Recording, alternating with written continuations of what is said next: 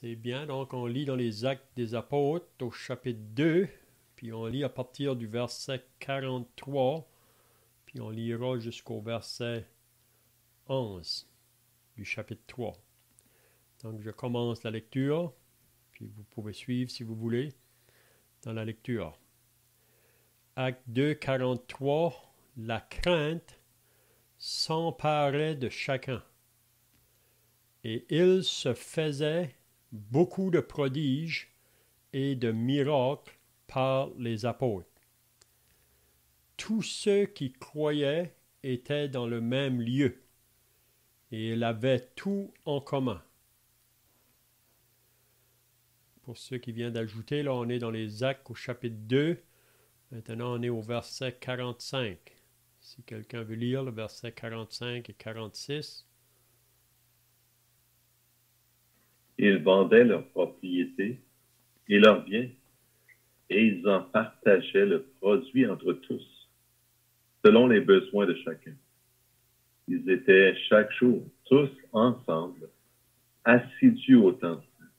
Ils rompaient le pain dans les maisons et prenaient leur nourriture avec joie et simplicité de cœur, louant Dieu et trouvant grâce auprès de tout le peuple. Et le Seigneur ajoutait chaque jour à l'Église ceux qui étaient sauvés. Pierre et Jean montaient ensemble au temple à l'heure de la prière. C'était la 9e heure. Il y avait un homme boiteux de naissance qu'on portait et qu'on plaçait tous les jours à la porte du temple appelée la Belle, pour qu'il demandât l'aumône à ceux qui entraient dans le temple.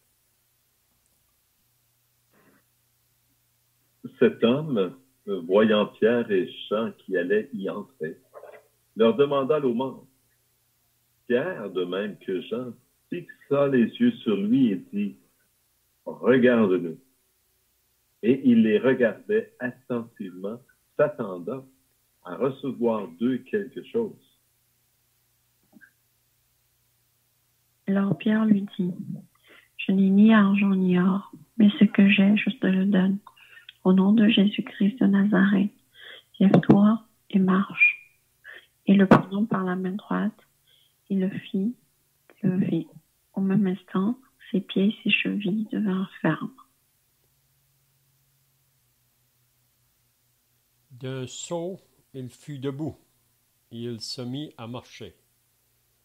Il entra avec eux dans le temple, marchant, sautant et louant Dieu. Tout le monde le vit marchant et louant Dieu. On est rendu au verset 10, je pense. Oui. Il reconnaissait bien que c'était celui qui était assis à la belle porte du temple pour demander l'aumône. Et ils furent remplis d'étonnement et de surprise au sujet de ce qui lui était arrivé. Comme il ne quittait pas Pierre et Jean, tout le peuple, étonné, accourut vers eux au portique dit de Salomon. Amen. C'est bien, donc, si vous étiez là la semaine passée, on avait regardé concernant le résultat qui s'est fait après que Pierre avait prêché l'Évangile au premier jour de l'Église, au jour de la Pentecôte. Donc on avait vu dans les semaines passées que les apôtres, les disciples qui se trouvaient là, quand que le Saint-Esprit est venu, ils ont été vraiment remplis de l'Esprit. Puis on peut voir que avec la puissance du Saint-Esprit, Pierre a donné cette première prédication. Puis on avait vu la semaine passée à partir du verset 37, après qu'ils ont entendu ce discours, ça dit qu'il y en a qui ont eu le cœur vivement touché. Il y en a qui ont été touchés par la prédication de Pierre. Donc, on avait dit la semaine passée que face à la prédication de l'Évangile, il y a différentes personnes qui sont là pour l'écouter. Vous savez, parfois, il peut y avoir des foules, surtout à ce moment ici, là, c'était vraiment une foule qui était là. On avait remarqué que c'était vraiment des Juifs, qu'ils étaient à Jérusalem pour cette fête-là. Puis dans la foule, il y en a qui vont avoir le cœur touché. Il y en a d'autres face à la prédication de l'Évangile qui vont juste rester indifférents. D'autres vont se moquer. D'autres vont simplement négliger le message. Ou d'autres peuvent dire à plus tard, pas maintenant. Donc on peut voir ça partout où on va avec le message de l'Évangile. Il y a cette réaction-là qui vient de la part de ceux qui l'écoutent. Mais ici, on voit qu'il y en a, pas la majorité, probablement une minorité, parce qu'il y avait des 1000 personnes qui se trouvaient là, à cette fête-là, parmi ces Juifs qui venaient de différentes places, là. Mais il y en a quand même plusieurs qui ont eu le cœur touché face à ce message-là. On avait vu la semaine passée qu'après qu'ils ont eu le cœur touché, ils ont dit « Hommes, frères, que ferons-nous » Puis Pierre leur a dit « Repentez-vous ou convertissez-vous ». Donc ici, qu'est-ce qu'on voit dans ce passage qu'on a vu la semaine passée puis aujourd'hui? Un modèle ou un patron, si on peut dire, qui se fait si on va voir une assemblée ou une église locale qui va être établie dans une localité, là, c'est toujours à travers ce modèle ici. Puis il y a 7 choses qui prennent place quand une assemblée locale va être établie, si on peut dire. Les 3 premières choses qu'on peut voir, il faut premièrement que l'Évangile soit annoncé. Il faut que la prédication de l'Évangile soit annoncée. Dans une localité, dans une ville ou même dans une maison, quelque part où il y a des gens qui sont là pour écouter. Donc, premièrement, donc, l'Évangile doit être annoncé. Ça, c'est la première chose. La deuxième chose qui prend place, c'est qu'après que l'Évangile a été annoncé, il y a des personnes qui sont touchées dans leur cœur face à ce message-là, puis vraiment, ils prennent vraiment cette place de repentance, puis ils saisissent vraiment le pourquoi que Jésus est venu, puis ils mettent leur confiance dans l'œuvre du Seigneur Jésus-Christ, puis à ce moment-là, ils passent des ténèbres à la lumière, de la puissance de Satan à Dieu. À ce moment-là, ils sont nés de nouveau, ils sont devenus des enfants de Dieu. Donc, les personnes sont sauvées parce qu'ils répondent à ce message-là. Donc ça, c'est la deuxième chose. Puis ensuite, on avait vu la semaine passée que la troisième chose qui prend place après que les âmes sont sauvées, c'est le commandement que Jésus a donné à ses disciples avant d'aller au ciel, là, quand il leur a dit « Allez par toutes les nations, faites des disciples, baptisez-les au nom du Père, du Fils et du Saint-Esprit, et enseignez-leur tout ce que je vous ai prescrit. » Donc, la prochaine chose après que les âmes sont sauvées, le Seigneur demande que ces personnes-là aillent dans les eaux du baptême. On avait dit que le baptême, c'est simplement un symbole pour dire en public ce qui m'est arrivé le jour que j'ai été sauvé ou le jour que j'ai cru au Seigneur Jésus. Donc, le baptême, ça symbolise ma mort avec lui, mon ensevelissement et ma résurrection et la résurrection. Je dis en public que maintenant je veux marcher en nouveauté de vie. Je veux maintenant vivre pour Dieu. Je veux obéir à sa parole. Je veux marcher dans ses voies. Puis on sait que le moment que cela se prend place, là, vous allez rencontrer beaucoup d'opposition. Souvent, il y a beaucoup d'opposition qui prend place à ce moment-là. Donc ça, c'est la troisième chose. Donc, qu'est-ce qu'on avait vu la semaine passée? On pourrait ajouter la quatrième chose qui prend place après que les âmes sont sauvées. Ça nous dit au verset 42, « Il persévérerait dans l'enseignement des apôtres. » Donc, c'est ça qui prend place. Après qu'on est sauvé, on a une soif, un désir pour entendre l'enseignement des apôtres ou l'enseignement de la parole de Dieu. Ensuite, ils persévéraient dans la communion fraternelle, donc ils veulent être ensemble. Vous savez, c'est juste la chose normale. Quand quelqu'un est sauvé, il veut être avec d'autres qui ont eu cette expérience-là aussi, là, qui sont aussi sauvés. On veut être en communion avec d'autres. C'est très rare qu'on voit dans la parole un croyant qui reste isolé. Vous savez, on est toujours exhorté, si on est sauvé, à vouloir être en communion avec d'autres, à partager avec d'autres.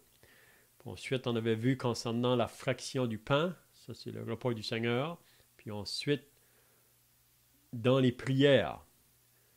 Donc, on peut voir, c'est ça qui caractérise vraiment une église locale là, quand elle prend place. Donc, on avait dit la semaine passée que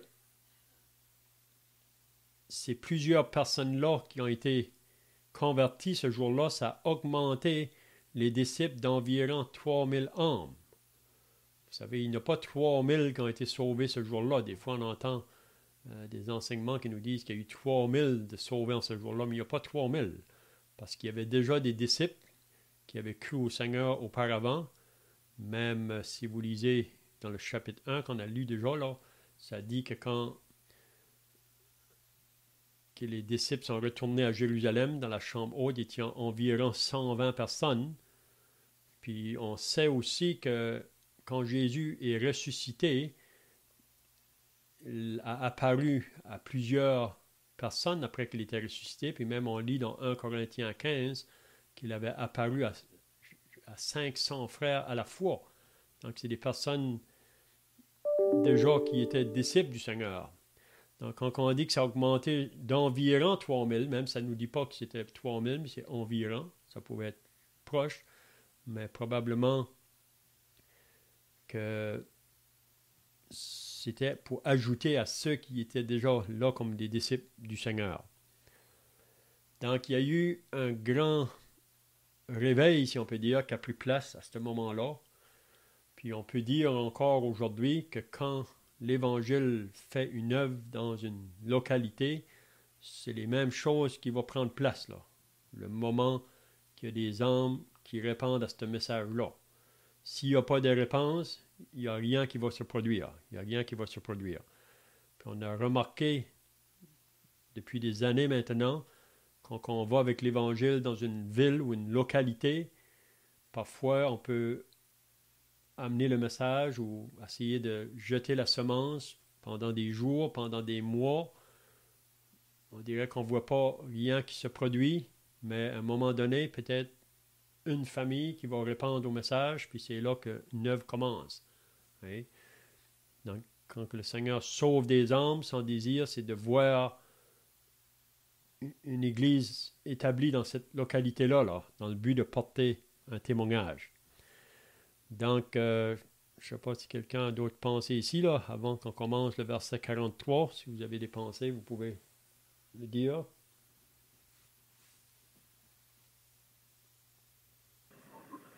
Je ne vais pas revenir sur ce qui a été dit dans le passé au sujet du message lui-même.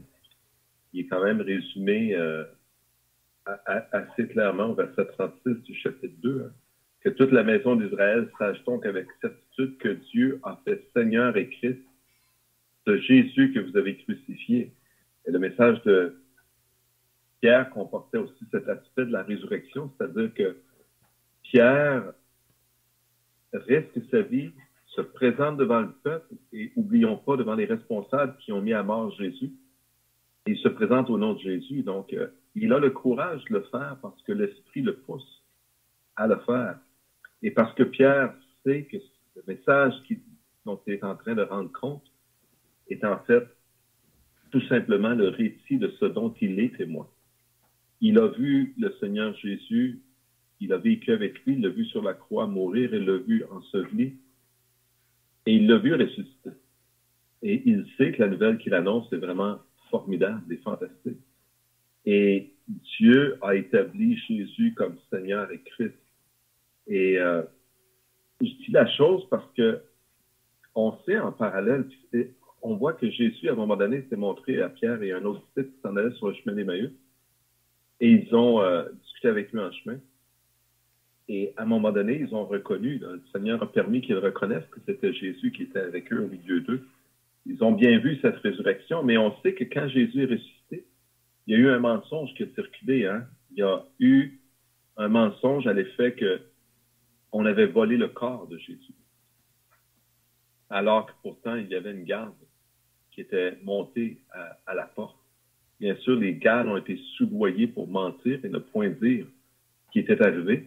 Et les gardes, de toute façon, étaient dans une mauvaise situation hein, parce que, dans la loi des Romains, un garde qui ne faisait pas son devoir, parce qu'on sait qu'il s'était assoupi, s'était endormi, était exposé à être mis à mort. Donc, il était peut-être un peu mal pris, mais néanmoins, c'est de dire comment un mensonge peut avoir circulé. Mais c'est dit quand ils s'en allaient sur le chemin d'Emmaüs et que Jésus s'est présenté à eux, feignant d'ignorer tout ce qui était arrivé et les questionnant sur pourquoi ils étaient tristes. Ils ont dit, es-tu le seul qui étant à Jérusalem ne sache ce qui est arrivé? Donc, quand tu parles, quand la parole mentionne 3000 âmes qui ont été sauvées, c'est quand même, malheureusement, fort peu de gens. Parce qu'on sait que c'était la fête de la Pâque à Jérusalem et qu'il devait y avoir des dizaines, voire des centaines de milliers de personnes à Jérusalem. Et 3000 parmi eux, c'est quand même, malheureusement, un faible pourcentage, si on veut, des gens qui ont été sauvés et qui ont écouté la vérité au lieu d'écouter le mensonge. Et si les gens avaient voulu vérifier la vérité, ils auraient pu aller voir si effectivement le corps de Jésus était dans le tombeau ou pas. Et en fait, aujourd'hui, on retrouve dans les annales archéologiques des échanges entre je vais appeler ça les généraux juifs, ils ne s'appelaient peut-être pas des généraux entre eux, c'était des centurions, j'ai dit juifs, je voulais dire romains, des centurions romains, et ils s'écrivent d'une ville à l'autre, et ils ne comprennent pas, ils disent avoir un nouveau groupe parmi eux, qui était l'Église, qui est en train d'éclater. On retrouve ça dans les écrits archéologiques. Et ils se posent la question, ils disent, mais pourtant, c'est étrange, parce qu'ils disent suivre Christ, en fait, ils disent Christus, parce que c'est en latin, c'était les Romains. Mais pourtant, on sait qu'il est mort sous Ponce Pilate. Mais eux disent qu'il est vivant. Donc, vous voyez, ce témoignage que la Bible nous rend de la résurrection de Jésus-Christ, elle est même incrustée dans l'histoire de l'humanité et on en a, si on peut dire ainsi, le témoignage par les découvertes archéologiques qui ont été faites. Et c'est un message qui devrait chacun nous interpeller. Qui est Jésus? Est-il réellement ressuscité? Bien sûr que oui. La Bible le dit, mais je me mets dans la peau de quelqu'un qui peut-être aurait des doutes. On a plusieurs raisons de croire en cela. Et si la résurrection n'existe pas, il n'y a vraiment aucune espérance sur la terre. C'est ça que Paul nous dit dans la première épître aux Corinthiens au chapitre 15, hein, en parlant du sujet de la résurrection, parce qu'il s'avait infiltré dans l'église de Corinthe des personnes qui ne croyaient pas à la résurrection, puis ils avaient même influencé certains croyants. Mais Paul a vraiment écrit tout ce chapitre-là là, pour démontrer qu'il y a eu vraiment, qu'il y aura une résurrection parce que Christ est ressuscité. OK, donc si on va au verset 43 maintenant, là on va voir qu'est-ce qui a pris place avec ceux qui ont cru. Puis c'est comme j'ai dit tout à l'heure, à chaque fois que l'Évangile va pénétrer dans une localité, puis il y a des personnes qui vont répondre au message, on voit qu'il y a cette atmosphère ici qu'on va voir là, qui se fait aussi dans ce temps-là. On peut se rappeler quand le travail de l'Évangile a commencé parmi nous ici, c'est comme ça que on peut voir que les choses se sont faites aussi. Donc, il nous dit premièrement au verset 43 que la crainte s'emparait de chacun. Donc ici, on va voir qu'est-ce que ça veut nous dire ici quand on dit que la crainte s'emparait de chacun. Qu'est-ce qu'on peut comprendre par cette crainte ici? Puis ensuite, ça dit « Et il se faisait beaucoup de prodiges et de miracles par les apôtres. » Puis ça dit que tous ceux qui croyaient étaient dans le même lieu et ils avaient tout en commun. Donc on voit ici une crainte qui s'est emparée de chacun. Qu'est-ce qu'on peut déduire ici là, de cette crainte? Quelle sorte de crainte qui s'avait emparé des autres? Pourquoi une crainte?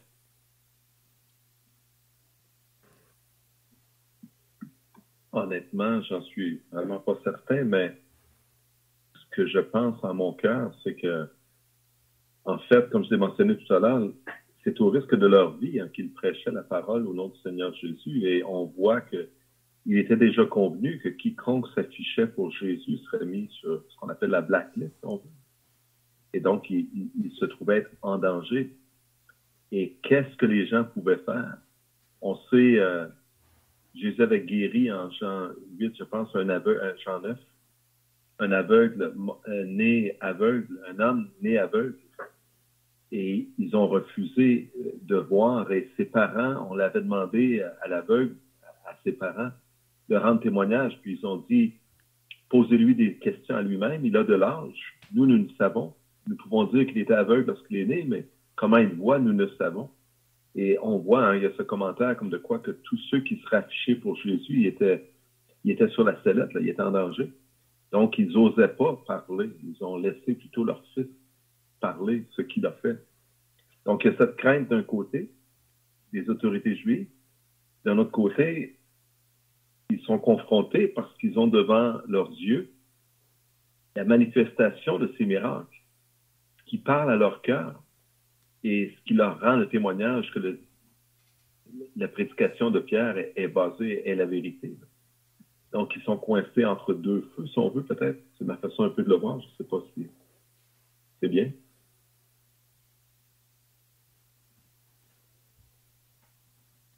Je crois qu'on peut voir cet aspect-là pour sûr, parce que on sait qu'ils étaient vraiment remplis du Saint-Esprit. Parfois, quand que le Saint-Esprit nous remplit, là, on est plus zélé ou courageux d'aller de l'avant, même si on sait qu'il y a de l'opposition qui va prendre place. Mais on sait que Jésus avait dit à ses disciples, quand ils allaient aller avec l'Évangile, prenez garde, car vous allez être comme des brebis au milieu des loups. Donc, il y a toujours du danger quand on va avec le message de l'Évangile. On a l'exemple de l'apôtre Paul quand il est allé dans la ville de Corinthe. Si vous lisez dans 1 Corinthiens 2, il nous dit vraiment dans l'état qu'il était quand il est arrivé dans cette ville-là. Il était dans la crainte, dans le tremblement, dans la faiblesse. Mais il y avait juste une chose dans ses pensées, c'était Jésus-Christ et Jésus-Christ crucifié. Paul savait qu'en arrière du message de l'Évangile, il y a la puissance de Dieu pour ceux qui vont croire. Il va y avoir des vies changées, transformées pour ceux qui vont croire. Donc on peut voir cet aspect-là de la crainte, même si vous vous rappelez, là, après que Jésus a été arrêté, le jour de la résurrection, 3 jours après qu'il a été mis à mort, puis après qu'il est ressuscité le 3e jour, c'était le 1er jour de la semaine, puis il a apparu aux disciples le soir de ce jour-là. Puis ils étaient enfermés dans la chambre haute, là, avec les portes vraiment fermées parce qu'il y avait crainte. Hein? Donc on voit cet aspect-là de la crainte dans la vie du croyant au début, mais aussi on pourrait aussi penser la crainte s'emparait de chacun, c'est concernant une crainte respectueuse de Dieu. Parce que vous savez, avant le salut, l'apôtre Paul nous dit dans Romains 3 qu'ils n'ont pas de la crainte de Dieu. Ils n'ont pas la crainte de Dieu n'est pas devant leurs yeux. Et avant le salut, on n'a pas de crainte de Dieu. On vit comme si Dieu n'est pas là.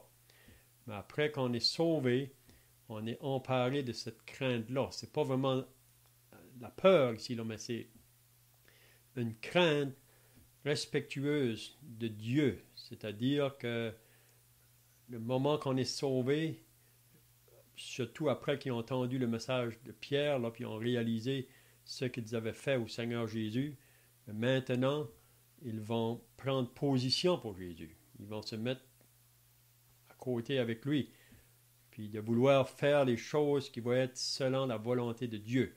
Je pense qu'on peut voir aussi cet aspect-là ici, concernant la crainte s'emparer de chacun, donc de tous. Et il y a une certaine crainte qui est venue sur eux autres. Donc, probablement qu'on peut voir les deux côtés de la crainte. Là. Cette crainte-là, vraiment, de la part de l'opposition qu'ils peuvent rencontrer, mais aussi une crainte de faire des choses qui vont plaire à Dieu, là, et non pas des choses qui vont être désagréables à Dieu. Hein? Puis il se faisait beaucoup de prodiges et de miracles par les apôtres, c'est-à-dire. Ça ne mentionne pas tous les disciples, mais c'est vraiment par les apôtres que des prodiges et des miracles se faisaient. Donc, ça démontrait vraiment l'évidence de la puissance du Saint-Esprit au milieu des autres. Puis ça ne nous dit pas vraiment ici directement qu'est-ce que c'était les miracles ou les prodiges, mais on peut voir quand on avance dans le livre des Actes, même on voit au chapitre 3, là, l'homme qui a été, le boiteux qui a été guéri. Donc ça, c'est un miracle qui a été accompli par les apôtres, mais on va bien souligner, quand on va aller plus loin, là, que c'est pas de leur puissance à eux. Okay? C'est vraiment par la puissance du Saint-Esprit, mais toujours au nom du Seigneur Jésus. Donc c'est ça vraiment qui entourait ces croyants-là, là, au début, tout au début. Okay?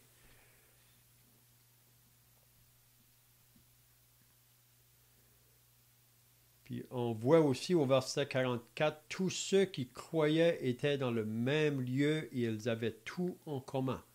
Donc il y a une chose vraiment qui prend place là quand il y a des personnes qui sont sauvées.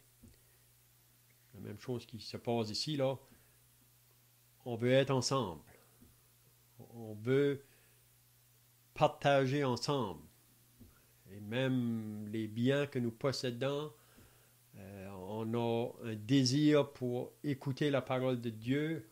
Je ne sais pas si vous vous rappelez, les premiers jours que vous étiez sauvés, on dirait qu'il n'y avait pas d'autre chose qui nous préoccupait. Tellement occupés, on voulait savoir. On voulait lire la parole.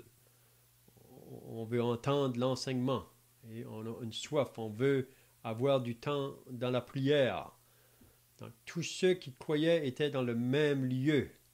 Puis, comme que vous avez déjà entendu probablement le proverbe, qui s'assemble se ressemble. Okay?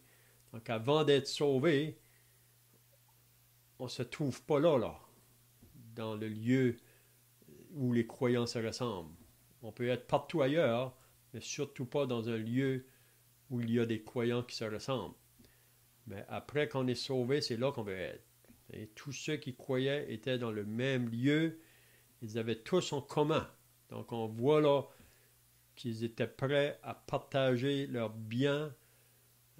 Probablement qu'il y avait beaucoup de pauvres parmi eux autres. Il y en a qui pouvaient être très riches. Il y en a d'autres qui pouvaient être très pauvres. Puis on voit qu'il y avait un aide, si on peut dire, là, tout ensemble. Hein? Donc, je ne sais pas si vous avez d'autres pensées là. Je reviendrai un peu sur la pensée du fait qu'il y avait des miracles, beaucoup de prodiges qui s'exécutaient par les mains des apôtres. Et peut-être Léon, tu peux commenter sur la raison pourquoi ces prodiges. On sait que Ça a été la même chose quand Dieu a parlé pour la première fois aux hommes dans le Pentateuque avec Moïse. Combien de signes et de miracles se sont accomplis par les mains de Moïse.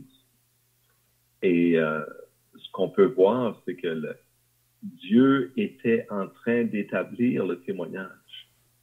Et pour supporter la parole de ceux qui prêchaient Jésus-Christ ressuscité, Dieu a permis des miracles. Quelqu'un pourrait poser la question, pourquoi on ne voit pas tous ces miracles aujourd'hui dans l'Église de Dieu? Donc, est-ce vraiment l'Église de Dieu? Parce qu'on voit dans la Bible qu'il y avait beaucoup de miracles. Mais en fait, on sait fort bien, même par la Bible elle-même, que ça a été une période où Dieu a fait des miracles et le but, comme je viens de le mentionner, c'était d'attester le témoignage qui était envoyé et de dire à tout le monde ce témoignage est réellement le témoignage de Dieu. Donc, c'est pas juste des paroles inventées, des paroles en l'air. La résurrection de Jésus, c'était quelque chose qui était connu. La crucifixion de Jésus, ça s'est fait devant tout le monde. Dieu n'a pas fait les choses à la cachette. Et ce n'est pas le genre de Dieu de cacher les choses à la face des gens. Vous savez, souvent, il y a des révélations. Un monsieur Smith, il dit, moi, j'ai eu un ange qui m'est apparu, j'ai eu une révélation moi seul. Mais ce n'est pas la façon de travailler de Dieu, parce que partout dans la Bible où on voit que Dieu travaille, il utilise des hommes et il appuie le témoignage, comme on vient de le voir dans les actes, par des signes et des prodiges qui vont prouver à la face du monde que ce sont vraiment les paroles de Dieu, le témoignage de Dieu, le signe qui vient de Dieu. Donc, je vais juste peut-être souligner la confiance qu'on peut avoir dans ce message qui a été communiqué par Dieu et certifié, attesté par les miracles qu'il a permis, parce que c'est certain que c'est pas la sainteté de ces hommes-là qui fait en sorte qu'ils ont accompli ces miracles. Mais c'est vraiment la main de Dieu qui était à l'œuvre. Et Dieu avait un but. Mais maintenant que nous avons entre nos mains la parole de Dieu, tous ces miracles, si vous voulez, nous sont rendus témoignages dans la Bible. Et on croit en raison de ce témoignage, et c'est un témoignage qui est attesté par des hommes qui ont donné leur vie, qui sont morts dans la pauvreté, rejetés, mis à l'écart à cause de ce témoignage, mais malgré tout, ils ont persévéré parce que ce qu'ils disaient, ils le savaient fort bien, c'était la vérité, ayant eux-mêmes de leurs yeux vu le Christ ressuscité. Oui, on lit ça dans l'Épître aux Hébreux, chapitre 2, et le verset 4, c'est ça qui dit là. Dieu appuyant leur témoignage par des signes, des prodiges et divers miracles, et par les dons du Saint-Esprit distribués selon sa volonté. Donc, Dieu appuyait leur témoignage. Donc, comme tu viens de dire, c'était pour démontrer vraiment que la présence de Dieu était au milieu des autres. Puis, on voit que les miracles qui sont faits, même dans le livre des Actes, on va voir là, à mesure qu'on avance, on verra des miracles, même que Pierre a fait au nom du Seigneur Jésus, même que Paul a fait, mais on voit que plus que l'Église avance, qu'ils vont moins travailler de cette manière-là, si on peut dire. Puis, beaucoup de gens aujourd'hui aiment de voir les miracles. Vous savez, les Juifs cherchent les miracles, les Grecs cherchent la sagesse, mais même avec des miracles, c'est pas comment je dirais, souvent des gens qui voient des miracles, ils restent quand même incrédules. Ils vont rester incrédules. Donc Jésus a fait beaucoup de miracles, puis il y a des personnes pendant son ministère qui ont resté incrédules, même qui étaient étonnés de leur incrédulité. Parce que les miracles qu'il faisait, c'était vraiment pour démontrer qui il était, d'où il venait. Puis on peut voir que les disciples font la même chose au début. C'est pas que Dieu n'a pas la même puissance aujourd'hui. Il est le même hier, aujourd'hui et éternellement.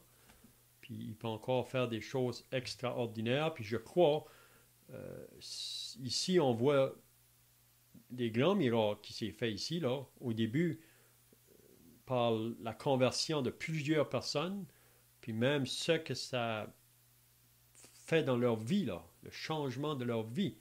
Donc, quand l'Évangile rentre dans un endroit, des âmes sont sauvées, on en voit des miracles encore aujourd'hui.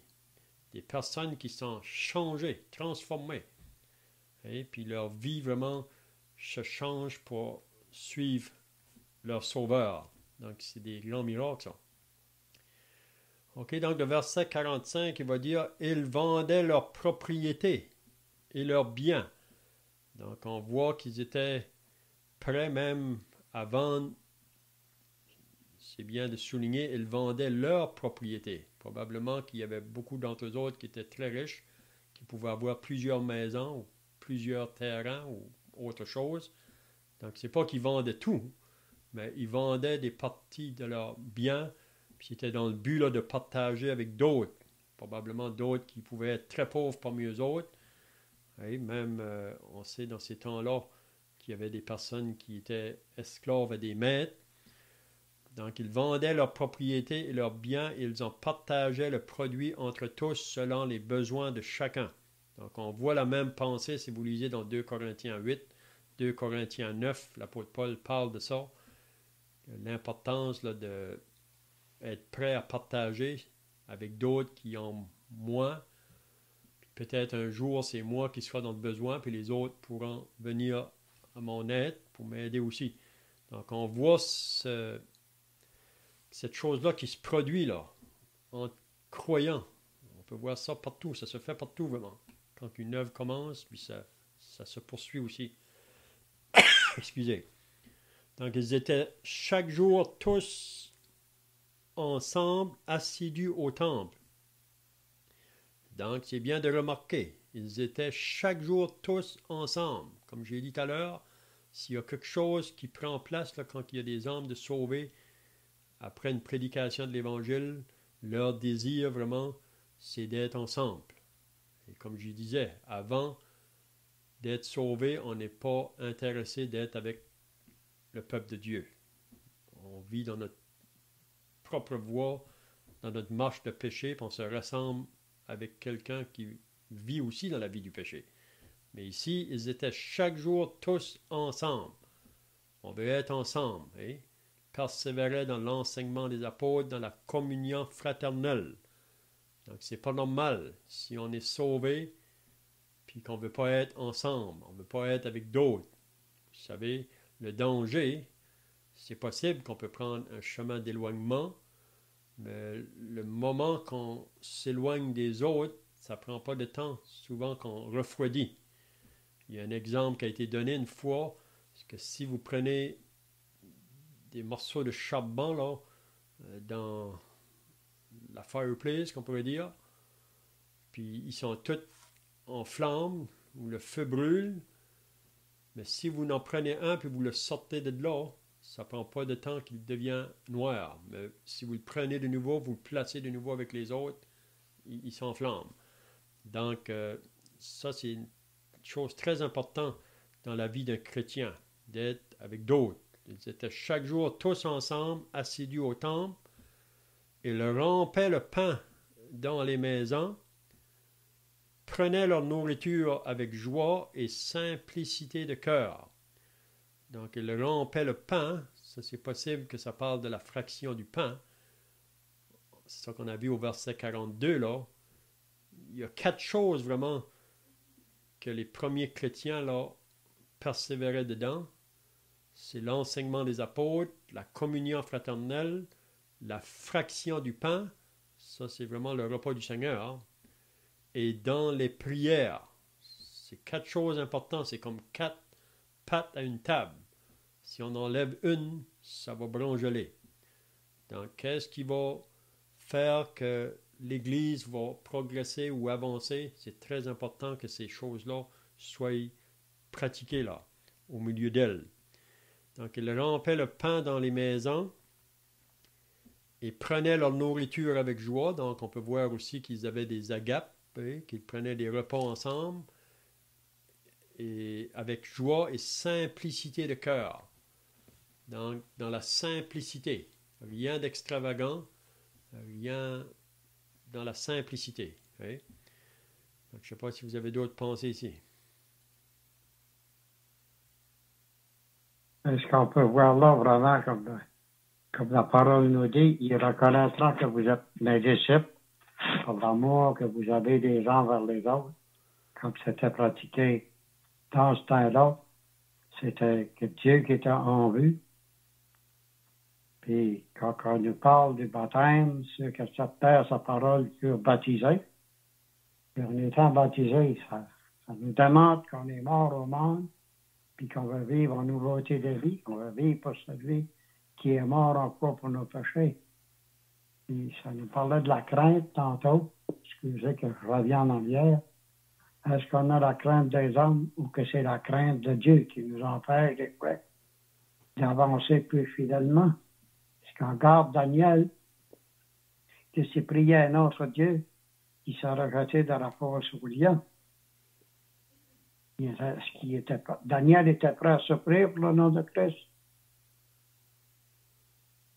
Ou qu'il voulait faire la volonté de Dieu. C'est un exemple, moi, ça m'apprend une chose, que celui qui va obéir dans les voies de Dieu, Dieu ne l'abandonne pas. Je ne sais pas si vous êtes d'accord avec ça, d'ailleurs. Oui, c'est vraiment la pensée. Même Jésus a dit de ne pas avoir la crainte des hommes, mais avoir la crainte de Dieu, parce qu'on sait que, en cause qu'on a toujours cette nature charnelle en nous, la chair vraiment ne veut pas souffrir pour Dieu, elle n'a aucun intérêt aux choses de Dieu. Donc, c'est vraiment une marche par l'esprit qui va faire qu'on va être capable d'avancer et qu'on ne va pas se laisser effrayer par les adversaires. Même Paul nous parle de ça dans l'Épître aux Philippiens. Donc, on veut vraiment suivre le Seigneur, on veut l'obéir, même si ça doit nous coûter quelque chose. Vous savez qu'il y a des chrétiens, après qu'ils ont été sauvés, là, ils ont perdu tout. Mais en premier, peut-être que c'est ça qui se passe, mais à la fin, ils vont recevoir davantage du Seigneur. Oui. Peut-être une petite pensée aussi sur... excuse, continue.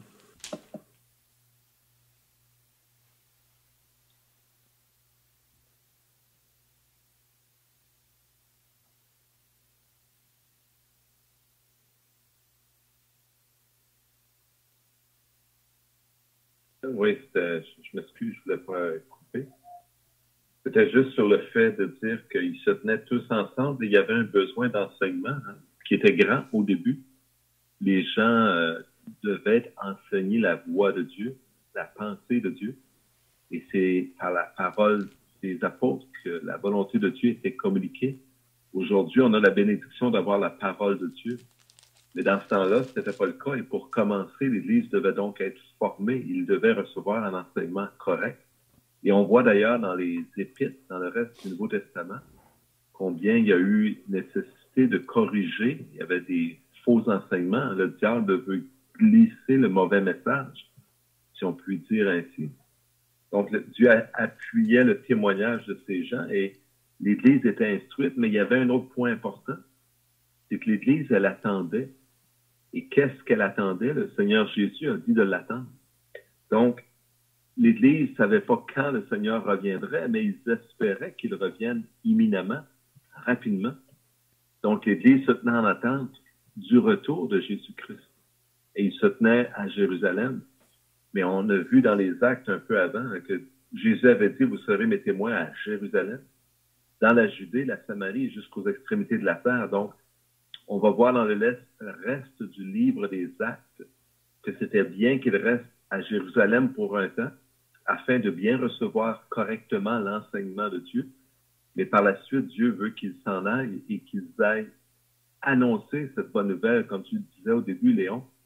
L'Église débute d'abord par la prédication de l'Évangile et pour cela, il faut qu'on sorte de chez nous. Il faut sortir pour aller annoncer l'Évangile et c'est ce que l'Église va faire par la suite. Donc, mais juste pour souligner que dans ma compréhension, il y avait quand même au début méconnaissance de quand Christ viendrait exactement. Personne ne se doutait que ça prendrait encore 2000 ans avant que Christ ne revienne. Et ils étaient dans l'expectative de l'arrivée de Jésus-Christ. C'est dans cette attente-là qu'ils étaient ensemble, en mettant tout en commun. Donc, quand on est rempli de l'Esprit, vraiment, on est dans ces réalités-là. Hein? Puis c'est ça qui devrait aussi nous en parler aujourd'hui, que Jésus, le Seigneur, a fait la promesse qu'il allait venir, puis ça devrait être dans nos vies de chaque jour, là, cette réalité-là. Hein? OK, donc on va terminer avec le verset 47. Je vois que le temps est terminé. Là. Il dit « Louons Dieu ». Donc c'est ça qu'ils font. Ils louent Dieu et trouvant grâce auprès de tout le peuple. Et le Seigneur ajoutait chaque jour à l'Église ceux qui étaient sauvés. Donc il cite, comme qu'on a vu là, la semaine passée, que c'est là la première Église qui a commencé à Jérusalem. Mais on va voir qu'à mesure que la avance, d'autres vont être ajoutés. Donc, le moment qu'une âme est sauvée, elle est ajoutée à l'Église, et qui est le corps de Christ. On peut dire encore aujourd'hui, quand une âme est sauvée, elle est ajoutée à cette Église. Le Seigneur avait dit à Pierre dans Matthieu 16, « Je bâtirai mon Église ». Donc, comment il bâtit son Église? C'est avec des âmes qui sont sauvées. Le moment qu'on est sauvé, on devient comme une pierre vivante. Donc, on est associé à l'Église qui est le corps de Christ. Puis, je crois qu'à chaque jour, il y a probablement des personnes qui sont ajoutées à l'Église. Puis, bientôt, ça sera la dernière personne.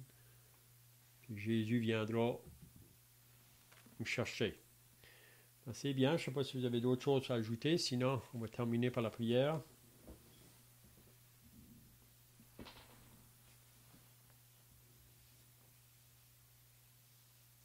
Je voulais juste souligner que comme on est à Jérusalem, cette Église, elle est juive. Donc, pour faire la distinction, il y a les juifs, il y a les juifs, si on peut les appeler ainsi, les juifs chrétiens, et c'est une chose nouvelle là, qui vient de se produire à Jérusalem, où il va y avoir ce schisme, si vous voulez, cette division parmi les juifs, c'est-à-dire ceux qui vont croire en Jésus et ceux qui ne croiront pas en Jésus. Mais on ne devrait plus les appeler tellement juifs, mais on les appelle, comme tu l'as fait, Léon, on parle de l'Église. On parle plus du peuple juif, mais on parle de l'Église, qui est un mélange de tous les peuples. Dieu avait fait la promesse à Abraham que Abraham serait une source de bénédiction pour tous les peuples. Et ça commence par Jérusalem, comme Jésus l'a annoncé, vous serez mes disciples à Jérusalem, dans la Judée, donc c'était les Juifs élargis, si vous voulez, jusqu'à la Samarie et jusqu'aux extrémités de la terre. Donc c'est vraiment l'Église juive au commencement, mais on parle de l'Église véritablement et non plus des Juifs. Je ne sais pas si vous comprenez ce que je veux dire. C'est vrai. On verra la deuxième Église quand on arrivera dans le chapitre 11 là, qui va se faire à Antioche. Mais on verra que c'est la même chose qui va se produire. Et quand les personnes sont sauvées, on devient avec ce désir-là, là, de marcher pour Dieu puis d'être avec ceux qui sont sauvés. C'est bien, on va terminer par la prière. Notre Dieu et notre Père, nous voulons maintenant nous approcher devant ta présence pour te remercier et te rendre grâce pour ce temps que nous avons passé dans ta parole et qui nous rappelle ce qui s'est passé au début avec ses premiers disciples au jour de la Pentecôte et aussi après que cette prédication a été faite par l'apôtre Pierre, plusieurs personnes se sont repenties, ils ont été sauvés et on peut voir qu'est-ce qui vraiment se faisait parmi eux. Le désir qu'ils avaient, c'est d'obéir à Dieu et aussi d'être avec leurs frères et sœurs dans le Seigneur. Donc on prie ta bénédiction, Seigneur, sur nous ce soir, en étant sous l'écoute de cette parole, que cela puisse nous rappeler les premiers jours quand que nous avons été sauvés. Donc nous remettons cette étude devant toi au nom du Seigneur Jésus. Amen.